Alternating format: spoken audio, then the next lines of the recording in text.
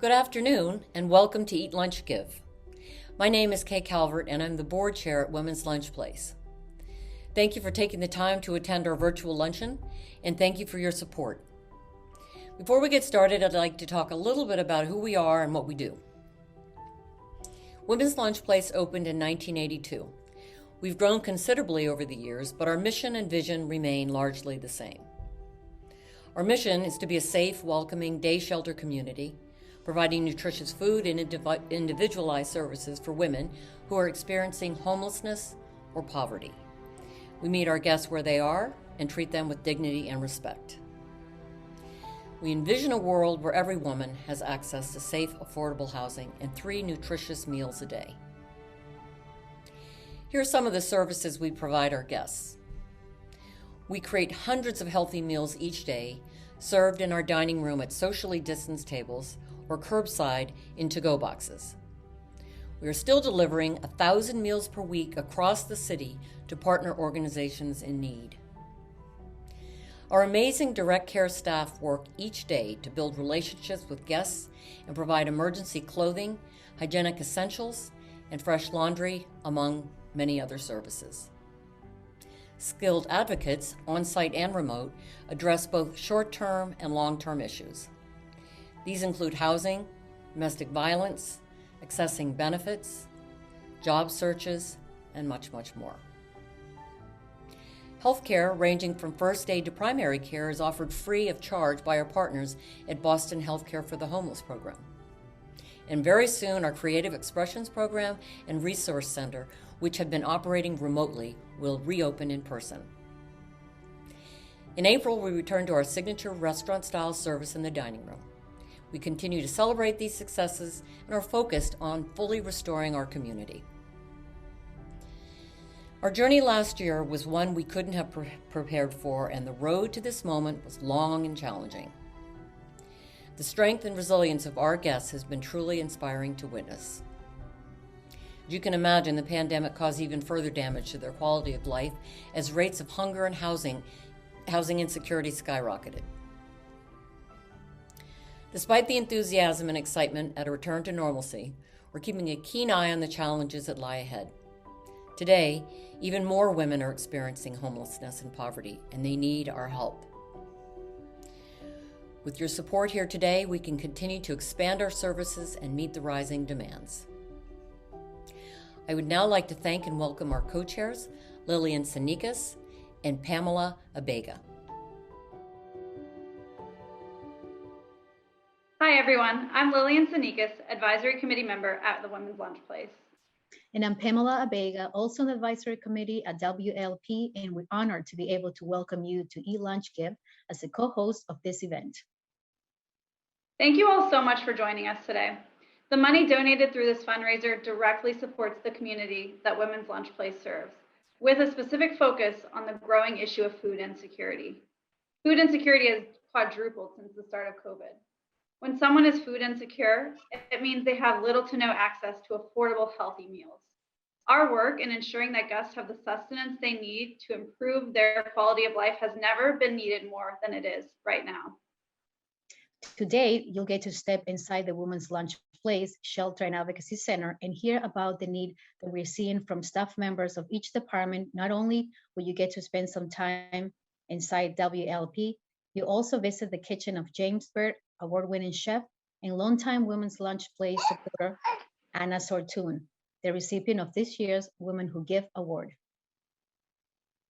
You'll learn how Chef Sortun has embodied the mission of Women's Lunch Place in her community building work and the support she has shown her staff throughout the pandemic. We're thrilled that Anna will be joining us for a roundtable discussion with Executive Director Jennifer Hanlon-Wiggin and Dr. Jesse Gaeta, the Chief Medical Officer for Boston Healthcare for the Homeless program. These 3 local leaders will discuss how nutrition and community play essential roles in the health outcomes for Women's Lunch Place guests. For many of these women we see on a daily basis, these outcomes are truly a matter of life or death. At the end of today's program, you'll hear from a few of our guests. They'll tell you why they rely on WLP and how our warm community and experts' advice are critical to their survival. Before we get rolling, we'd like to do a few thank yous. First, thank you to our sponsors for believing in the WLP mission and making today's event possible. To our host committee, thank you for your time and energy in planning this event and spreading the word throughout the city and the greater Boston area. And finally, to our donors, thank you for your generosity and support. Your contributions will help Women's Lunch Place meet each of their guests right where they are and provide the critical assistance they need going forward. One last thing before we begin, you should see a button below the video that reads Pick a Prize. If you click that button, you can make a $25 donation for a chance to win the prize of your choice. Donation you make increases your odds of winning. There are some amazing local gift baskets available and an unlimited supply of tickets, so make sure you enter and pick a prize before the day is over. We hope you all enjoy the program.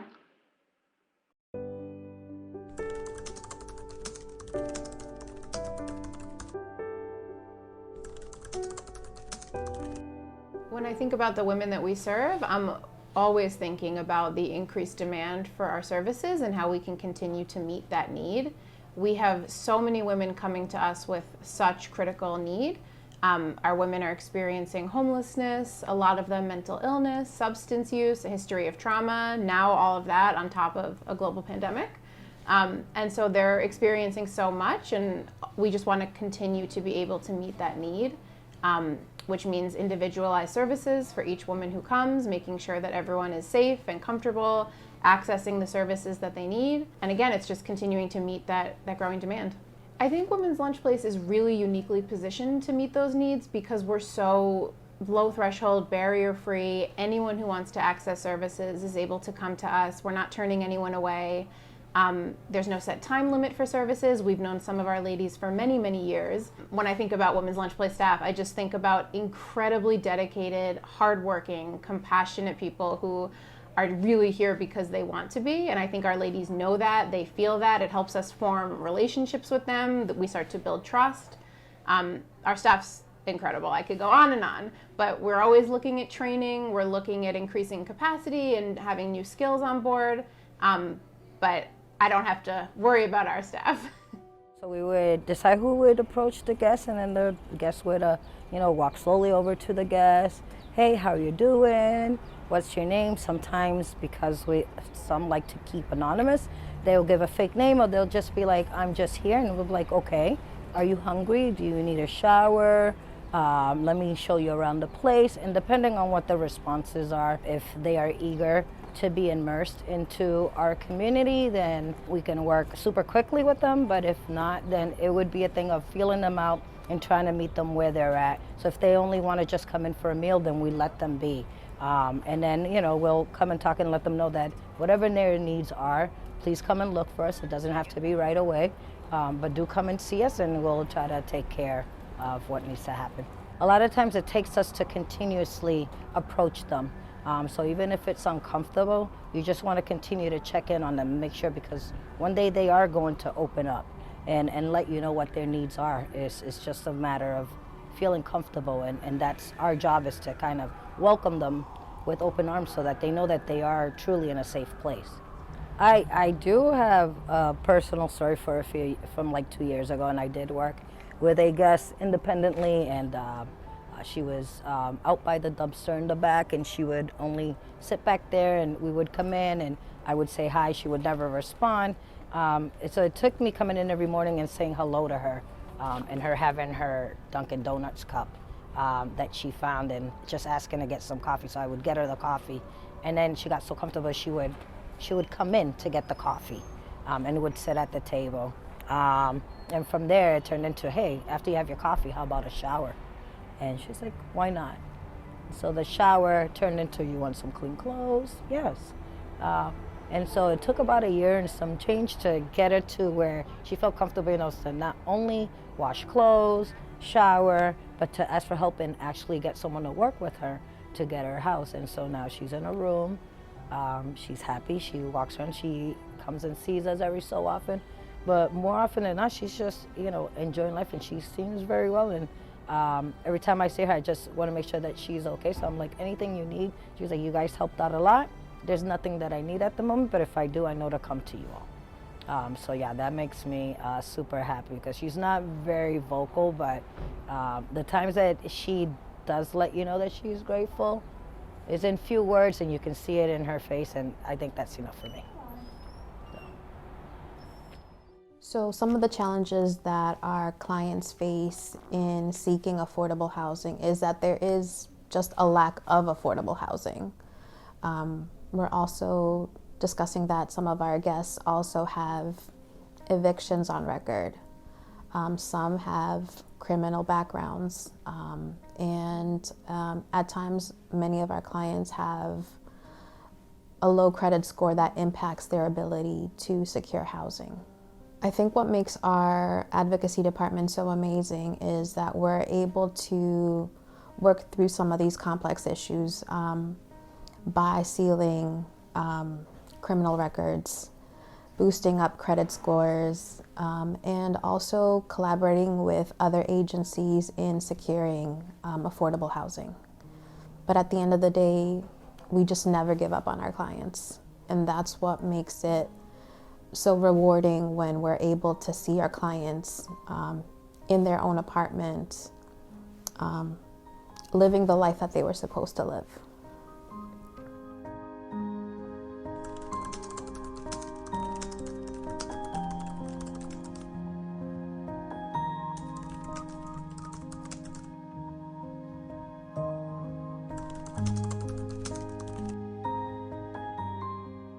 We have a scratch kitchen here, which means that we make everything here. We don't take things out of the freezer and put them in the microwave, for example, and we're very proud of that. We have fresh fruit for our ladies every day, usually 2 servings of fresh fruit every day, and then at least 2 servings of a vegetable every day. Whole grains, which means brown rice and whole grain breads, things like that. Lots of water if they want it, and lean proteins, fresh vegetables.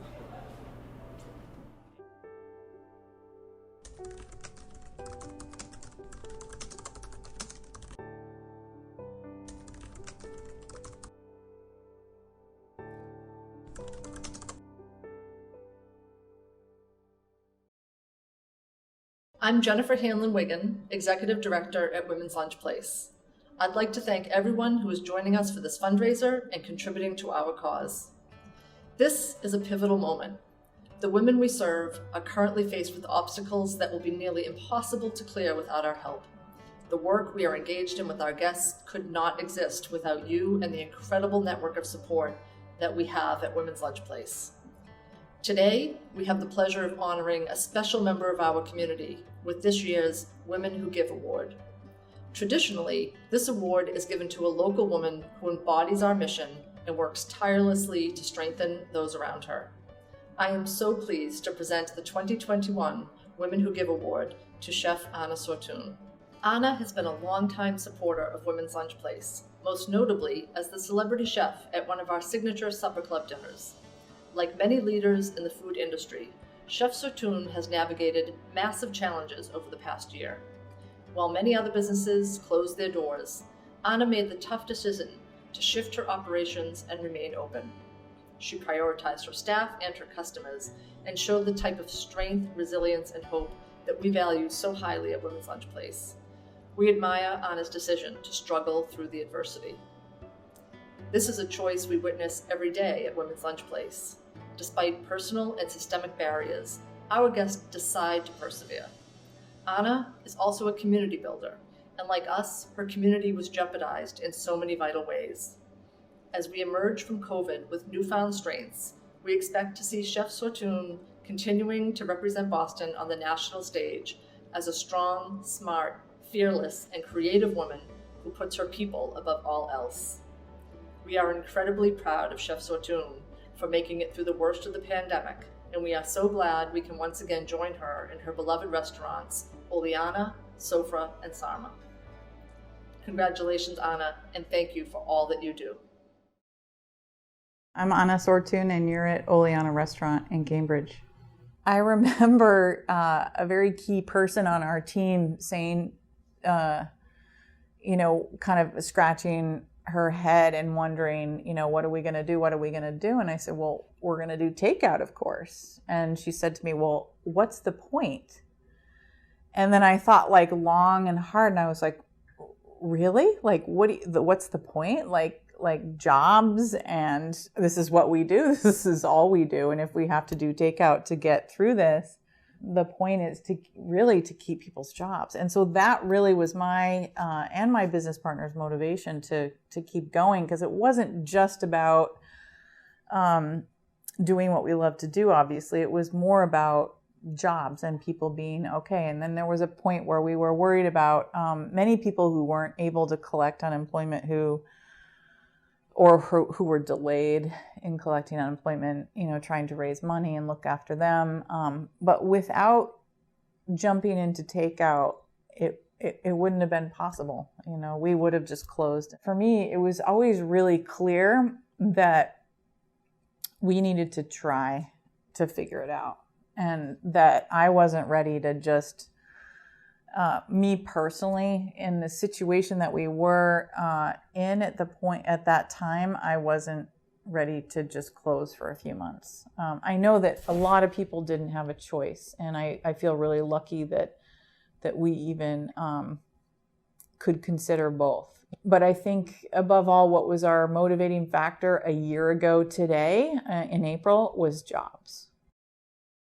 There was a moment, especially with the farm, that was just incredibly overwhelming. I can't figure out if it was the sort of people at home cooking a lot, people afraid to go to the grocery store and loving the home delivery option, or people always wanting to join a CSA, heard about it, now is sort of the time, and hey, they deliver, or let's be healthier, let's eat more vegetables during the pandemic.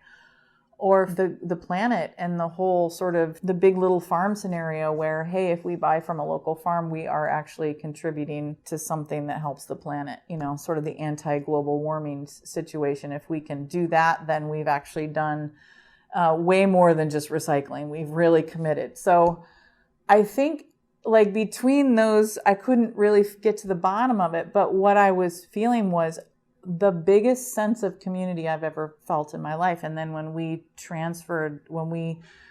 the farm sort of transferred the favor to us and said, okay, here comes the winter, how can we help you? Could you do a box? Could we, help you sell it like a CSA subscription? And so we had then came up with the community shared restaurants, right? Or it was exactly the same model, and it was being delivered. Within 24 hours, we were sold out of these shares. There has been 500 people on the waiting list since we've done them.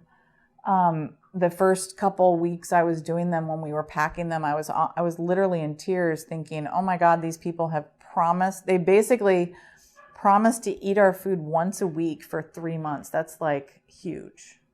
And that's huge.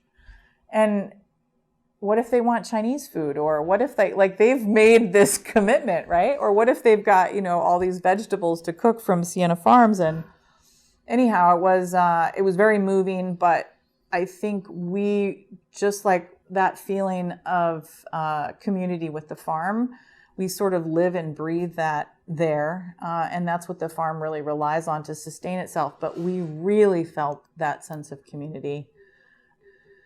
Yeah, I think that hits home for everyone. And it was one of the most interesting experiences I've had, just cooking in that kitchen and seeing what Sherry does and her job day to day, and getting to know some of the women that are moving and shaking in there that make it happen every day. I loved it. It's so incredibly necessary. It was heartwarming.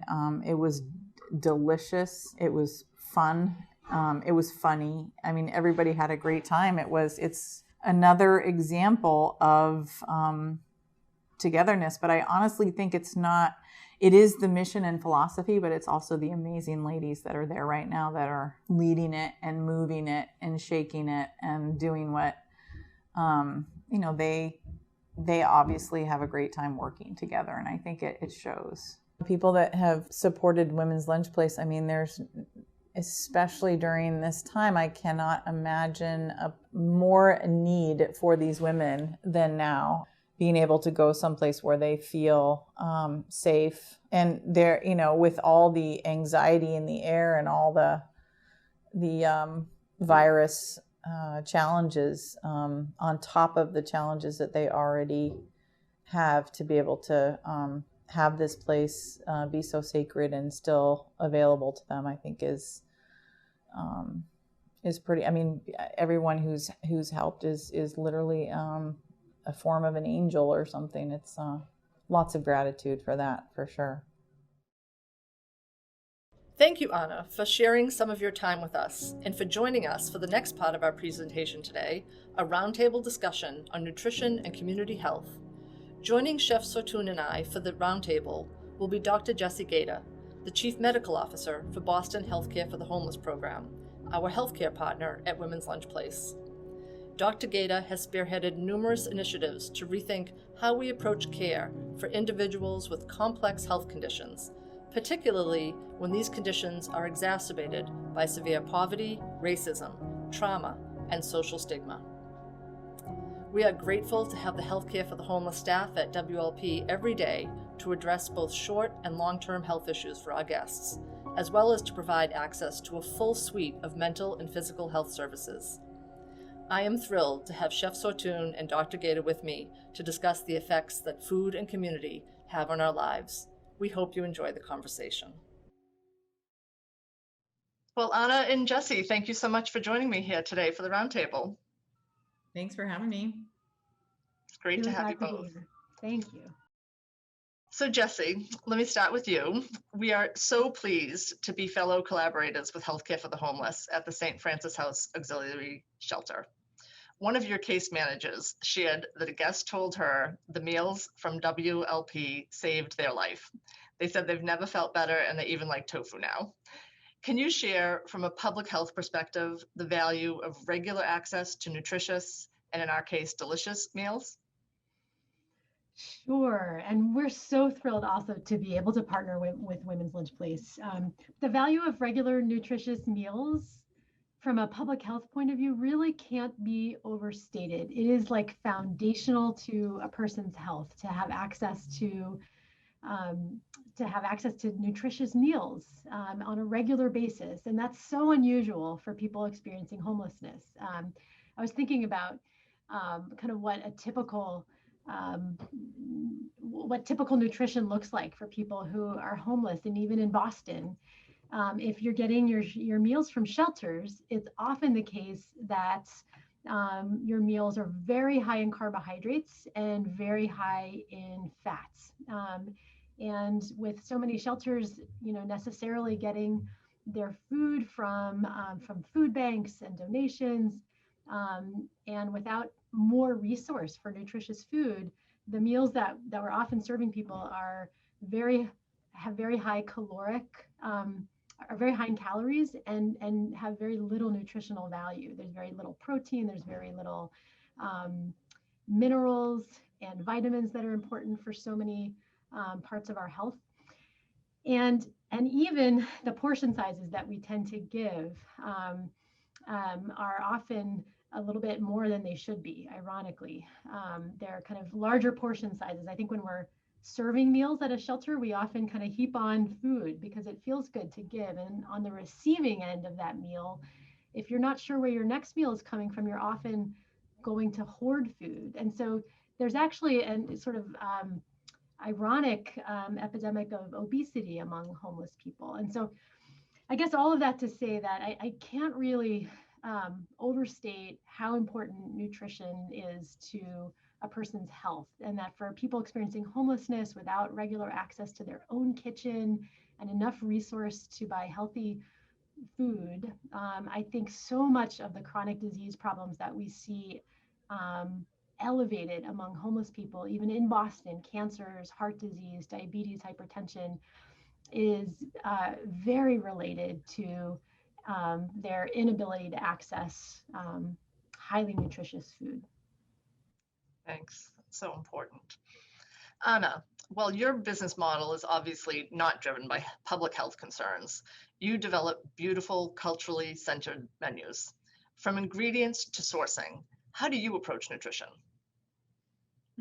I think that's a great question.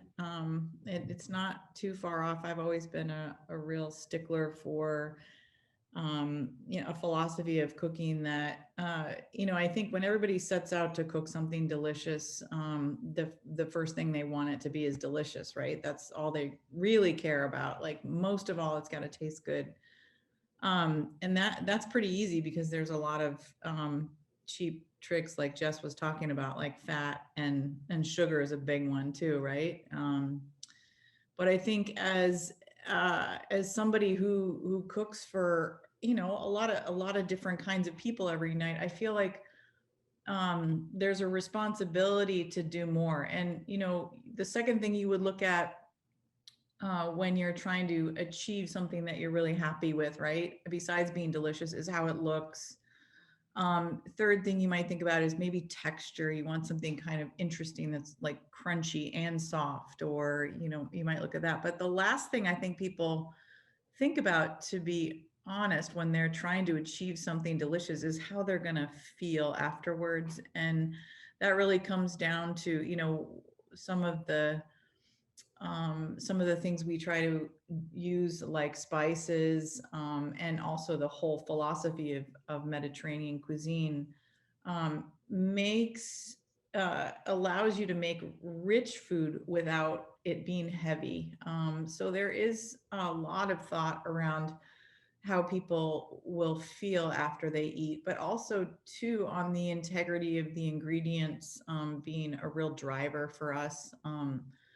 And that to me is a big uh, public health thing too, is just the quality of the food, that like a homemade meal versus something that's very a homemade meal like the women's lunch place is getting, versus something that's off the shelf at 7-Eleven is just night and day, right? So I think in a restaurant where you're trying to achieve flavor and have people feel good after they're done eating is a fun challenge for all of us. Yeah, I know at Women's Lunch Place, we're very proud that we're a scratch kitchen, and the variety of fruits and vegetables that we use, and as you said, herbs and spices, and different cultural menus. So that's definitely plays out. So Jesse, one intentional aspect of WLP is our restaurant style service for our meals. And our founders actually considered that avoiding lines was one way to reduce anxiety and stress, especially for women who are experiencing mental health challenges. So how does Healthcare for the Homeless approach your delivery of medical services to vulnerable women, many of whom have experienced trauma and abuse? That's such a good question. It's a big challenge that we have, and I so appreciate the strategy that WLP uses to just improve the experience of the participants. From a healthcare point of view, the women in our practice are suffering much higher rates of a number of cancers, much higher rates of substance use disorders, and much higher rates of heart disease than people in the general population in Boston. And there's so much medical care that is really important for folks. But you're right that there are a lot of barriers that women in particular face, and some of those you've alluded to. So in terms of just approaching medical services, I guess I would say we are often needing to basically, even though we might have an agenda for what we really want to accomplish with a certain patient related to their chronic diseases or risks that they might have for things that we want to screen for, like cervical cancer and breast cancer, despite that agenda that we might have as medical providers, we know that the women who are coming into care with us have typically an acute need that is most important to them. And one strategy that we employ just to improve engagement with people is to try to address those acute needs that someone has. It's often a wound that they have that they need taken care of, or something that's very pressing to them, that we know we need to address that first. We need to sort of get that taken care of before we can then have conversations about screening and doing preventive care, or conversations about treating a chronic disease that may not bother them moment to moment, like hypertension, that we know is so important in terms of risk for heart disease. And yet it's not something that is feels pressing to them, especially since they're struggling to meet basic survival needs. Those are always going to trump issues that might happen way down in the future. So I think working with programs like Women's Lunch Place that helps to meet the basic survival needs of food, for example, really helps us then go a little bit deeper in terms of preventative care and chronic disease management. That's great. I mean, that's why I think our partnership is so valuable, so that we can balance out those needs for our guests. So Anna, our staff and volunteers, you've been in our kitchen, you've seen this. We carefully plate our meals. We dress them with herbs, and we wipe stray sauce from the plate. And with the pandemic, we had to suspend our community meals, and we had to shift to takeout containers and curbside service. It felt very unnatural. So how did you balance the need to modify that hospitality aspect of your service with public safety guidelines and obviously concerns for your clientele? Yeah, I think, wow, yeah. That was an odd feeling in the beginning, but I feel like very quickly we began to find footing and purpose, and it wasn't what we knew, but then, so the pandemic wasn't what we knew either. So, I think I remember, really deeply questioning myself, are we essential? Do we, should we be putting ourselves at risk? Because, at a Women's Lunch Place, there's no question, if you guys stopped, there would have been, people could have died from starvation. I mean, but for us, it was more like, trying to feel as though we were essential, doing something completely different from what we're used to, like just relying on a lot of takeout in the beginning, and also just going through the process of learning new systems too. But it very quickly became apparent that there was a need, just people that were really busy with families with kids at home, and not a lot of time or energy left to cook, quite frankly, or just feeling a little down and needing some assistance or a pick me up. And so, yeah, very quickly we found a way to really find purpose and really feel essential, during this whole thing. And did we definitely got used to putting things in boxes, and actually sometimes it looks kind of cool, and you know what I mean, but it's not, I certainly can't wait till we can all sit around a table again and not worry when we take our masks off, etc. But yeah, it was pivoting. It was some very deep, thoughtful questions, but yeah, I think, feeding people is essential for sure. Absolutely. Well, thank you. Jesse, we all know that this pandemic has been challenging and unpredictable. And at Women's Lunch Place, I know we're just really proud that we were able to keep all our core services running and serving our guests. What's the emotional toll, though, of this unpredictability on our guests? And then conversely, what's the value of a safe, stable community in supporting positive health outcomes, for women who are experiencing homelessness? Those are such good questions. And thinking about the emotional toll of the unpredictability of the last year, and how that has maybe been magnified for women who don't have stable housing. I was thinking about the fact that, isolation has been such an important part of the public health response to preventing COVID, and yet for people without homes or in crowded homes, it's really impossible to isolate. And so I think that probably the emotion that I've witnessed the most among our patients is just a severe anxiety around being able to prevent themselves from getting sick, or if they do get sick, of getting the care that they need. So the emotional toll of just a fear and anxiety about infection when you're necessarily in more crowded spaces of shelters or street life, or more crowded housing, has been probably front and center for people. But there's so many other emotions. I think people are feeling less connected to their support systems. And if your support system is, in part, social service agencies or medical providers who are helping you navigate things, and you can't see them in person as often, especially if you don't have reliable access to a phone or the internet, which so many of our patients don't, then the isolation, I think, takes another type of very deep emotional toll.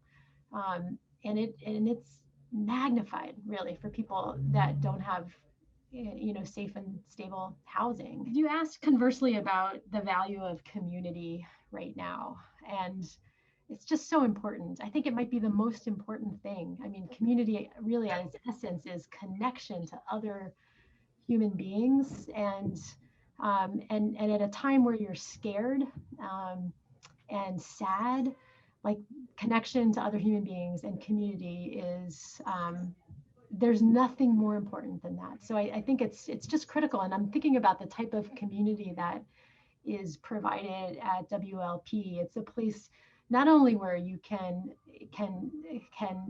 experience community, but it's in such a dignified way, and such a respectful way. And so, whereas, so many of the services that the clients and participants might be getting elsewhere are important, they're not always quite as dignified and respectful, and also unique for women. And so I just think that there's such a special void that your program is filling. But community is the most important thing right now.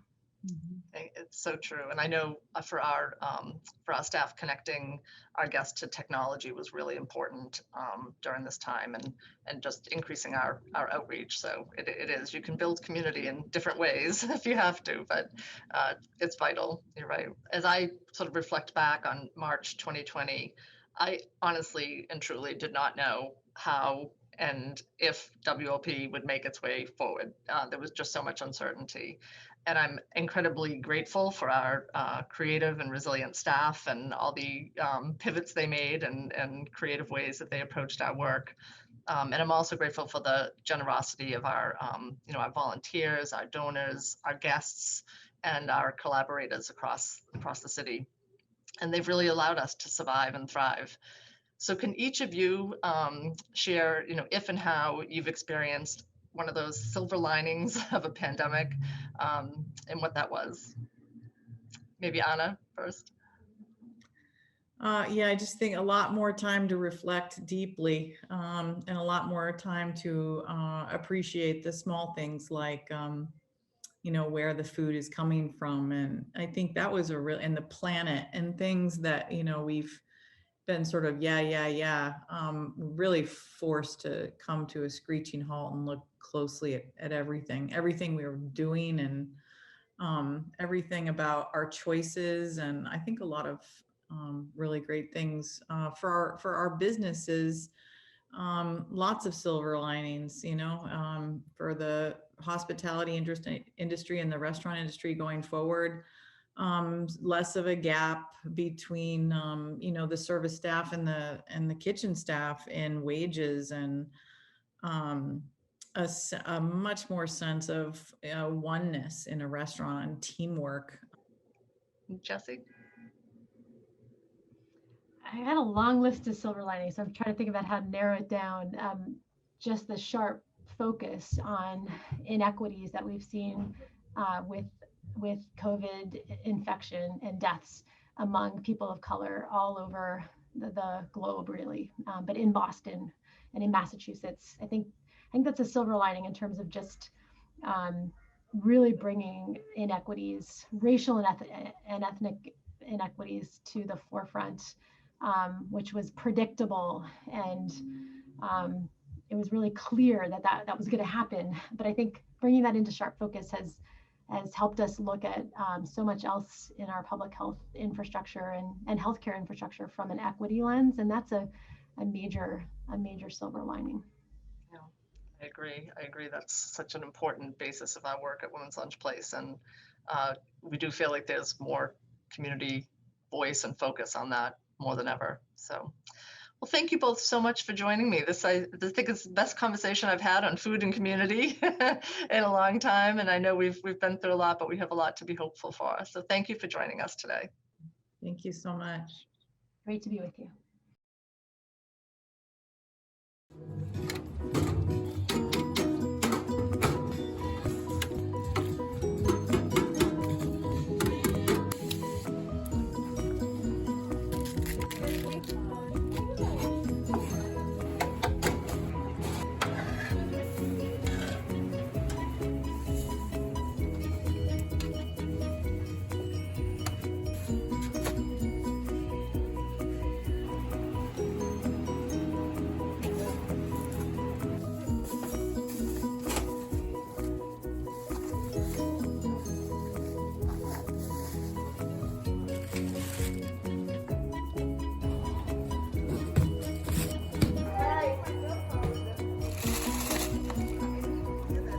I'll see if I find them, okay?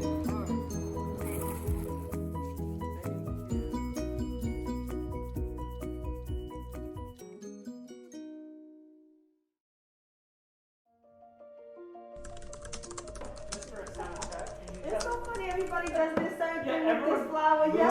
Did everyone else do that too? Everyone moves the Okay, flower. let's do it. Let's do it. So you can put the flower wherever you want. Yeah. I'm gonna put it right here. Yeah, sure. So yeah, we'll have to do like an analysis of what this means. Where the flower is. Yeah, and is it close to you or far away? Yeah, right.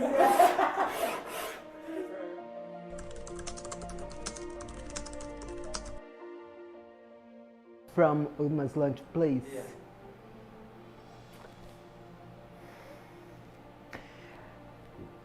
I think it's the love, the attention, the care about all the stuff. And my apartment, yes, my brand new apartment. Yeah, I just got a Women's Lunch Place, made my dreams come true. Thank you so much, Women's Lunch Place. Thank you so much, everybody that is involved. So I'm so glad. Thank you, God. Thank you, Women's Lunch Place. Thank you, Doris. Thank you. Oh, well, honestly, as great as the food is, and it is great. It's healthy, it's balanced, it's fresh. As much as I come for the food, I also come for the interaction with the staff, because every staff person to a person are warm, engaging, respectful, things you really don't get out in the rest of the world. It's just, when you don't have that in any other area of your life, and then you get it, I'll tell you what, you run to it, because it's really, really important. Human dignity is really important.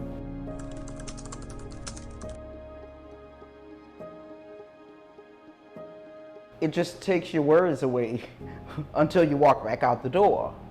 You come in here and it's actually a time to pretty much kind of forget what's going on because you're treated so kindly.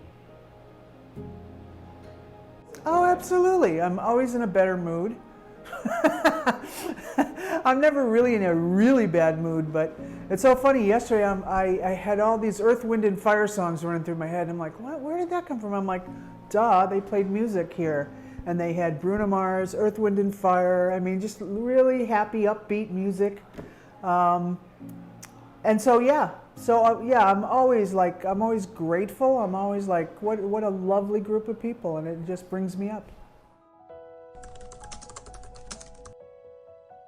It's unbelievable from not even the time you walk in, from the sidewalk.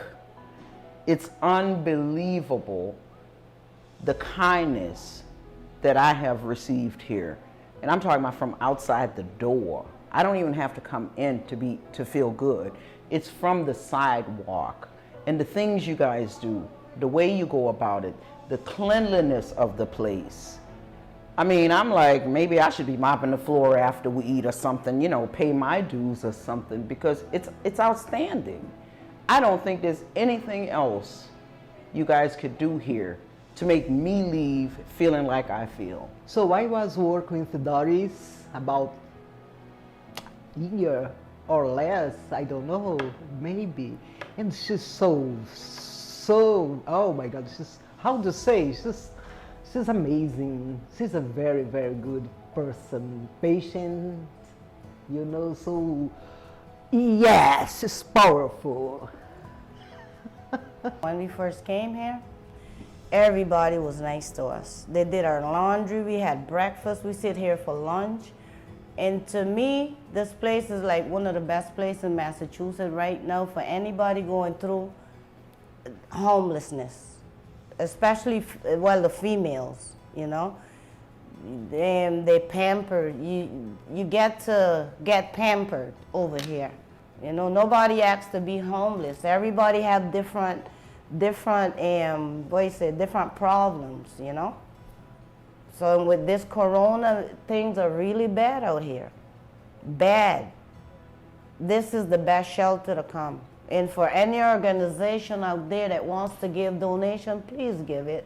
Because this place is the best place for a woman to come, you know, and may God bless us all, and I hope we all make it.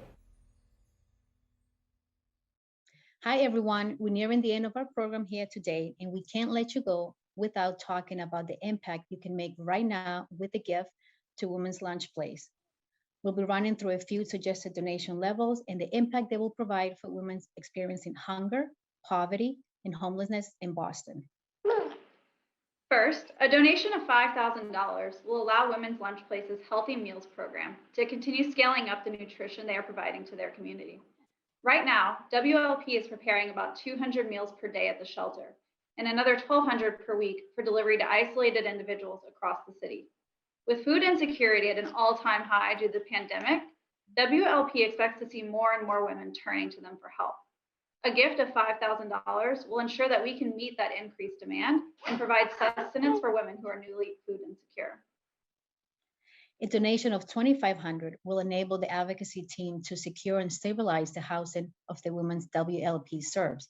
Along with food insecurity, there have been massive increases in housing destabilization throughout the pandemic, which means that Women's Lunch Place work has only just begun. A gift of $2,500 will help WLP advocates fight for the dignity of their clients and navigate the many barriers that prevent guests from having a stable home. A donation of $1,000 will provide Women's Lunch Place's direct care team with the essentials to address the immediate needs of women that turn to WLP for help. Whether they're distributing clothing, toiletries, PPE, or gift cards to local coffee shops, interactions with direct care and guests are often the entry points for women to trust WLP. In turn, this trust enables guests to work with WLP and address the outstanding issues in their lives. A gift of $1,000 will make these moments possible. Finally, a gift of any denomination will support the work WLP does to enrich our community by uplifting women who have been denied their voice.